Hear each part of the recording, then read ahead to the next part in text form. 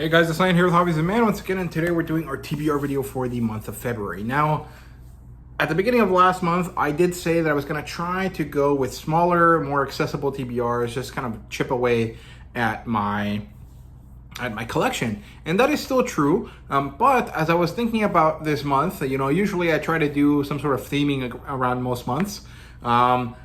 Usually February is supposed to be shoujo or romance related stuff just because of Valentine's Day. And that got me thinking, what are all the stuff that I could really read in February that I'll actually stick to? Because I don't actually own that much shoujo, at least physically. I think I have a few digital titles, and I might pick those up or not. It's really dependent on what I feel like doing at the moment. And then I thought, okay, so there's rom-com stuff, which is the vast majority of what I own in terms of like stuff that's related to this month, to the theme of this month. There's kind of like family action series, right? Stuff like Spy Family, right? There's also things that are not in the same vein, but similar, something like Lady Killer, as you guys can see right there. That is in the same kind of vein because it's about this housewife from the 1950s that is also a contract killer, right, on the side. That's kind of similar to your type character, like from Spy Family, right? Then I thought, okay, what about female-led stories? And then I thought about Bride Story, and I thought about Cutie Honey, and, a bunch of stuff like that, right? And then I thought about families or like matrimonies, right? Kind of like things about a relationship, right? Things like the Flintstones, which I have the deluxe edition over there. Things like Spy Family again, but actually I was thinking more of things like House Husband, right? The Way of the House Husband, or stuff like that, right? Kind of like in that vein, right? And so I compiled a list of all of those things, and I came up with this organization, right? This picture that I'm showing you now, which doesn't actually include all of the things within all of those kind of boundaries that I mentioned, right? Because the Flintstones and some of the female-led comic books that I have are over there or over there somewhere. I basically didn't put any of my Wonder Woman comics on this list either. And this is just because I wanted to focus more on like love and lust kind of concepts, right? And so that's really what I'm going to focus on this month. And there are some things that I have left over from last month, so I guess we can start with those and then transition over through all of the stuff that I'm deciding to read this month. So let's start with the leftovers from last month, as well as the nonfiction book that I'm reading, right? So UFOs by Leslie Kean. This is, not really fitting into the topic at all, but it is written by a woman, so that's cool. This is just kind of my new project that I'm trying to do this year, where I read one nonfiction book every quarter, since I have neglected doing that for a long time, right? I kind of forgot about nonfiction for a long time. So UFOs is the first one, since I had started reading it in December. So that's it for the nonfiction book of the month. In stuff that I have left over from last month, I have to finish Doc Savage. I'm halfway through, and if I really push myself, I could finish it over the weekend, but I probably won't just because I have other things to do tomorrow, or today actually, the day that you guys are watching this video. I'm going to be down at DAM Con Live, which is Destroy All Monsters Con, which is a tiny DFW-based Godzilla convention. There's some interesting people that are going to be there. The Silver Fox Ranger from Power Rangers Wild Force is going to be there. The guy that voice acts Goblin Slayer is going to be there. And the guy that did the voice for Alpha 5 and stuff like that. I'm not going to get any of their autographs or anything because they're too expensive, but it's interesting that they'll be there. So I don't think I'll have time to finish up all of these things that I have here, but hopefully I will finish them by the check-in, right? So the other leftover book here is Dragonero. I have 20 pages of this read, and this is actually a pretty easy read. It's very fast-paced, and it moves very quickly, and there's quite a lot of action pages that just don't have any text. So that's kind of my priorities here. I want to finish this up and then get started with all the other books that I'm going to mention here today. So to start off properly, I don't have a novel that is properly romantic, right? I have things that kind of approximate that, and things like Louis L'Amour books or stuff like that, but I'm not really kind of go out of my way to read one. I might read maybe one of those Max Allan Collins books that are about a male character who has a lot of interesting kind of moments with female characters throughout his reading journeys, right? Or maybe I'll read a harem-like book that has a female focus, right? I'm not really sure, but haven't really decided, nor do I think I'll get around to that either. So besides that, for the Sword and Sorcery book club, I'll probably end up reading some of Jiro Jori's stories, just because I'm pretty sure I have a digital version of that on my Kindle. And if not, I think I have another one of Yora the Barbarian or something, I think is her name. So I'll probably include one of those books in my reading at some point, maybe just one of the stories, just so I can get a female barbarian kind of story going, right? And that's it for that stuff, right? So moving on to the stuff that is properly stuff that I'm dedicating myself to reading this month. So starting off with the comic books, we have Love, the Tiger. So these are not actually about love as far as I understand it. They're about understanding nature and the way that nature works, right? But they're called Love because it's about loving nature. It's kind of this project to try to focus on animals, wild animals across different natural habitats, right? And this was given a special award in Lucca, Italy. And this is an all ages book. It's about nature. It's by Magnetic Press, as you guys can see right there. And it's called Love. So I thought it would fit the theme, even if it's not really about that. But you can see it's going to be a very easy read because there's literally no text. This is all vibes. And I think that'll be cool. It'll be very interesting. This is the only, or actually one of two Magnetic Press books that I own. And if I like it, I'll probably track down the rest of them. I know that there's one about dinosaurs, so I would like to read that as well. In a kind of a different vibe here, I'm also going to read Karma. This is about a lusty guy called Alex, who's a photographer for an ad agency. And eventually he gets called in to do a shoot with someone, and he meets this woman called Karma, and she kind of leads him through life as like a porn star, basically, I think, something like that. And this is kind of more in the lust kind of side of things, right? In the lust and love spectrum.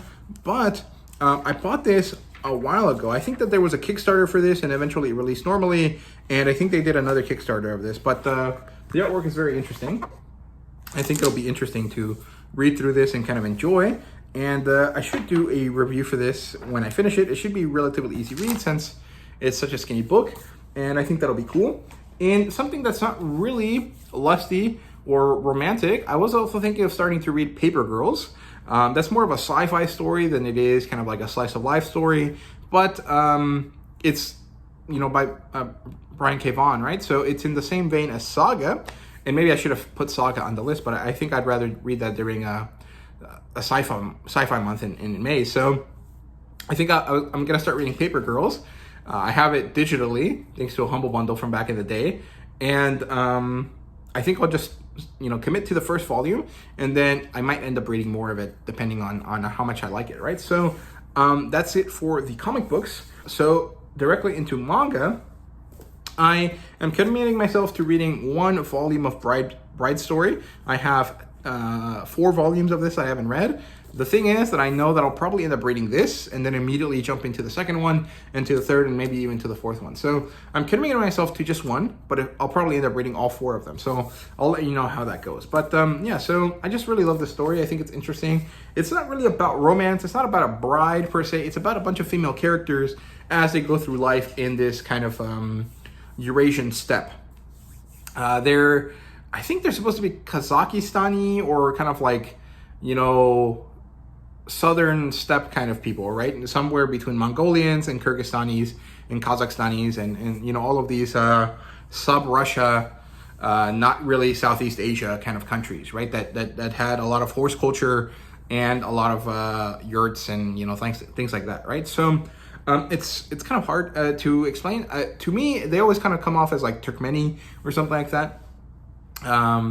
Or Mongolian specifically. And I really like this story a lot, so I can't really wait to jump back into it. Last time I think I remember the kind of original main characters were about to start having a war because the main bride from the Bride Story was being reclaimed by her original family and was going to be sent somewhere else. And she didn't want to because she was very happy with her new family, right? So I think that's what's happening. I might be wrong, but I'm pretty sure that's correct. Following up with something else, we have Cutie Honey.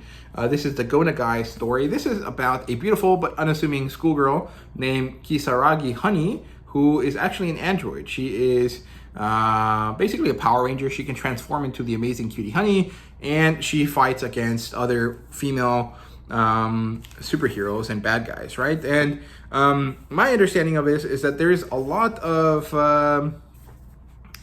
kind of fan servicey type things, but there's also a pretty big interest in developing the idea of like female interactions and stuff like that. So I think that'd be interesting to read through this. I'm not really sure if it's gonna be that good because usually these kind of old manga end up having amazing premises and really weird executions, or they just kind of veer off into weird things sometimes. Like I remember reading another Go Nagai book, Devilman, and at some point they talk about Hitler in like oh, it's so bad that he became bad kind of thing. And it's just like, you know, you're Japanese. This is kind of rough for you guys to be saying this, and it's actually surprising that it got translated, right? So there's stuff like that. So I don't think there's going to be anything quite like that in this, but Cutie Honey, I guess, is kind of like an adult female version of something like Adam or, you know, Astro Boy, right? So that should be pretty cool. I'm looking forward to that.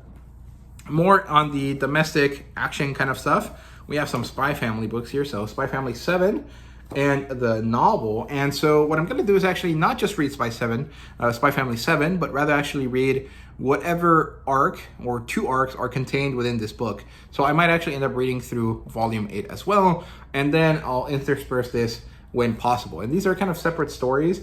I don't think that they have a specific kind of like logic to where they're supposed to go, but this was released right after this volume in Japan, so it should be best to read it in that release order, right? So hopefully that works out. But I really love this series. I think it's really fun and enjoyable, and it's been a while since I read it, so I can't wait to get back into it.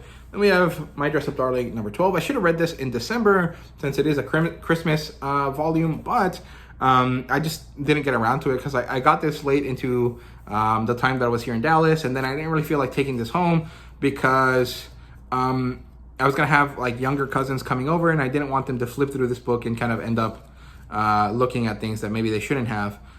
So I decided to keep it here in Dallas, and then I didn't get around to reading it at all. So I'll read it now in February since I want to just get through it so that I can be ready to collect the next one when it comes out, right?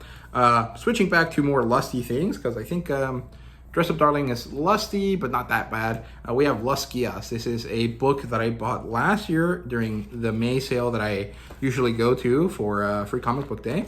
And this is a pretty interesting story. It's by Yen Press. And this is about a guy, Saoto, and his beautiful neighbor called Rika, who have been like brother and sister since they were kids, but his feelings actually end up developing into romantic feelings, and he wants to find her a perfect gift, and he ends up going to a mysterious bookshop. He finds a book, and then this book turns out to actually create or inspire passion in this character, and well, they get into very naughty situations, and he has to deal with this kind of like hex that was placed on him and the girl that he likes, right? And so they end up in really weird, very horny situations, and I think it'll be pretty interesting to read. So I'll read the first one, and if I like it, I'll continue reading it, because I do have 2 and 3, but I will at least do a first impressions review for that. So yeah, more on the domestic side of things, we have Miss Kobayashi's Dragon Maid. This is a bit of a sapphic romance, although I'm pretty sure it's a shonen still, maybe a seinen. And this one seems to be when Kana's dad comes back, or comes into the story, and it'll be very weird and very funny, and I can't wait to see what we get. And then we have a kind of a office romance type story. We have I'm a Wolf but my boss is a Sheep number 4. I thought this was the last volume. Apparently not. There's 5 volumes in the series, and so I will read this and hopefully buy the next volume soon, so that I can finally finish collecting the series that I really like. So yeah, and then finally, one last book here, just to finish up and to have another first impressions review.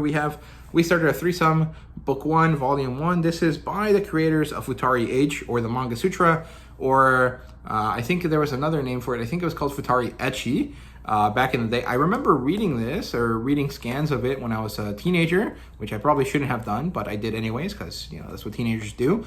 I actually remember really enjoying it. I thought it was a very interesting story. Of course, it was very horny, because the whole idea of it was that this couple had recently become married, and they were trying to figure out what their partnership was going to look like sexually, and then they had a friend group or two other people that were friends with them that would help them kind of go through these situations, right? And you know, whether you think it's healthy or not, I thought it was pretty interesting. So I think it's written by the same person, drawn by the same person, so this should be a very interesting story. And it's kind of interesting that this really deals with polyamory to an extent, right? I don't think it's necessarily a polyamorous relationship that they're developing here, but it's interesting that that's kind of becoming much more accessible, if you know, it's even kind of like a thing that is being explored in manga, right? So those are my books for this month. I will obviously end up probably reading more things that I didn't mention here and there, just kind of because that's how it goes. I know there is a reading event at some point this month called the Wasted Weekend, and that's supposed to be for trashy novels. And usually that means, you know, men's adventure, it means novelizations, and it means kind of like smutty books that most people wouldn't read otherwise. And so I might end up going with that. I'll probably end up picking a harem-lit novel for that, or maybe a Western. I do have a copy of The Trailsman, which is a kind of vaguely naughty Western series that had a lot of books in it, right? I think there's like 200 of them. So I might pick up that, but I'm not really sure. Overall, this is all there is for this month, all that I'm committing to this month. So hopefully it's a good set of books, and I enjoy myself. So yeah, thank you guys so much for watching. Let me know what you're reading this month, and I'll see you guys next time. So see you guys later.